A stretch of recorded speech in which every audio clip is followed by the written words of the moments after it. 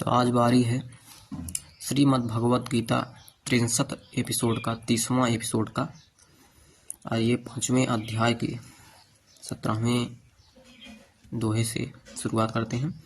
तद्बुद्धयस्ततात्मानस्त तन्निष्ठास्त परायणाः तत्परायणाः गच्छन्ति पुनरावृत्तिं ज्ञान निर्धूत कल्मषाः। तो क्या कर रहे हैं? जिनका मन तद्रूप हो रहा है, जिनकी बुद्धि तद्रूप हो रही है और सच्चिदानंद घन परमात्मा में ही जिनकी निरंतर एक ही भाव से स्थिति है, ऐसे तत्परायण पुरुष ज्ञान के द्वारा पाप रहित होकर अपुनरावृत्ति को अर्थात परम गति को प्राप्त होते हैं। कह रहे हैं कि जिनका मन तद्रूप हो रहा है, जिनकी बुद्धि तद्रूप हो रही है, कहने का मतलब है कि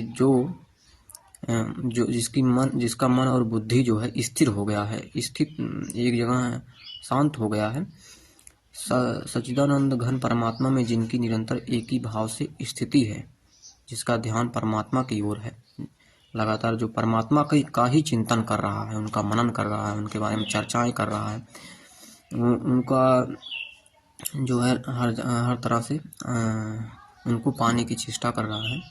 ऐसे तत्परायण पुरुष ज्ञान के द्वारा, ऐसे जो तत्परायण पुरुष है वो ज्ञान के द्वारा पाप रहित हो जाते हैं और पाप रहित होकर अपुनरावृत्ति को अर्थात फिर से संसार रूपी मायाजाल में न जन्मकर अपुनरावृत्ति को, मतलब फिर से पुनः जन्म नहीं होगा, अपुनरावृत्ति को अर्थात परम गति को प्राप्त होते हैं। उनकी परम गति हो जाती है, जन्म और मरण के बंधन से छूट जाते हैं और जो है वो अपुनरावृत्ति को प्राप्त होकर परम गति को प्राप्त हो जाते हैं। एक और श्लोक देखेंगे। विद्या विनय संपन्ने ब्राह्मणे गवि हस्तिनी सुनि चैव स्वपाके च पंडिताः समदर्शिनः। वे ज्ञानी जन विद्या और विनय युक्त ब्राह्मण में तथा गौ, हाथी, कुत्ते और चांडाल में भी समदर्शी ही होते हैं।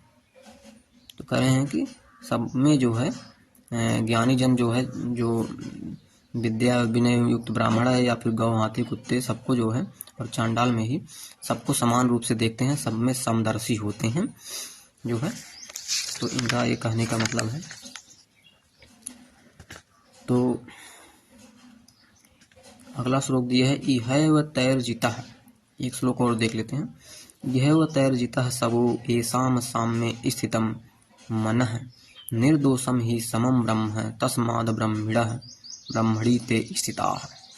जिनका मन समभाव में स्थित है, समान भाव में स्थित है, उनके द्वारा इस जीवित अवस्था में ही संपूर्ण संसार जीत लिया गया है।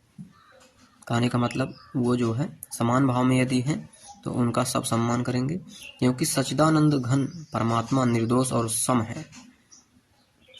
वो जो है सबको समान रूप से देखता है। जो सच्चिदानंद घन परमात्मा है वो सबको समान रूप से ही देखता है। इससे वे सच्चिदानंद घन परमात्मा में ही स्थित हैं। जो समभाव में स्थित है वो सच्चिदानंद घन परमात्मा में ही स्थित है। तो आज के लिए इतना ही। 63 एपिसोड में हम आज इतना ही कहते हैं। फिर आगे से हम शुरुआत करेंगे, आगे चर्चा करेंगे। जय श्री राधे श्याम।